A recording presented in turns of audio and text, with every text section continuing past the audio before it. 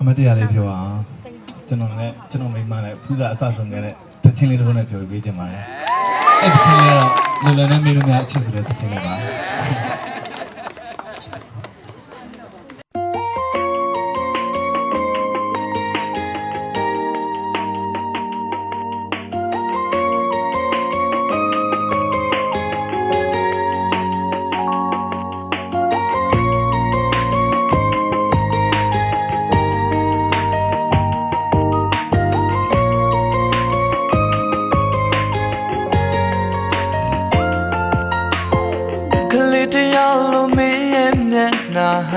ဆောင်မှုကင်းနေ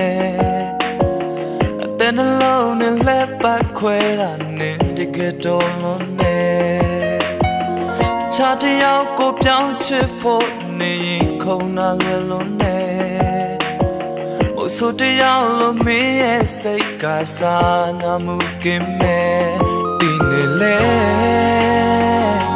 ချင်နေစေတဲ့ကွယ်ဖို့ဝတ်တွေရှိလို့ပဲခံယူလိုက်မယ်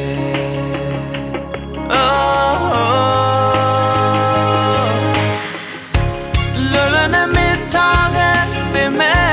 လောလနဲ့မပြဖို့ခဲ့တဲ့လောလနဲ့မနိုင်ချစ်စလို့ပဲခေါ်ပါလေ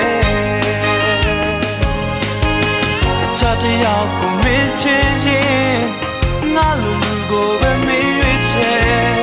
ငါလူတော့မထားကြလိုက်ပါနဲ့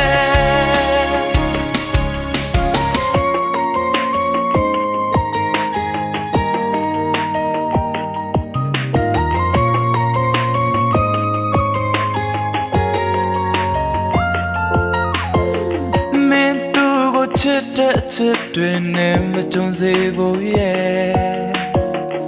မင်းငါလို့တဲ့ကွယ်ရမှာငါမမြင်ချင်ဘူးကွယ်အချစ်စစ်တွေမရှိတဲ့နေ့မှာဒါတွေပဲသိမလဲဒီနေ့တိုင်းငါရဲ့ဝတ်တွေနဲ့မလဲစေဖို့လဲဆူတောင်းနေမယ်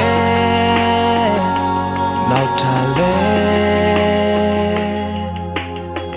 မင်းဘဝလောက်ချေရမယ့်သူနဲ့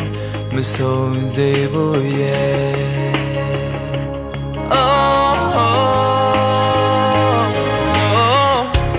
လောလနဲ့မထားခဲ့ပေမဲ့လောလနဲ့မပြဖို့ခဲ့တဲ့လောလနဲ့မနိုင်ချစ်စလို့ပဲခေါ်ပါလေချာတယောက်ကိုမချစ်ရင်ငါလူကိုပဲမေးရွေးချယ်ငါလူတော့မထားကြလိုက်ပါနဲ့လောလနဲ့မထားခဲ့ပေမဲ့လောလနဲ့မပြဖို့ခဲ့တဲ့လောလနဲ့မနိုင်ချစ်စလို့ပဲခေါ်ပါလေချာတယောက်ကိုမချစ်ရင်ငါလူကိုပဲမေးရွေးချယ်ငါလူတော့မထားကြလိုက်ပါနဲ့ချာတယောက်ကိုမေးချစ်ရင်ငါလူကိုပဲမေးရွေးချယ်ငါလူတော့မထားကြလိုက်ပါနဲ့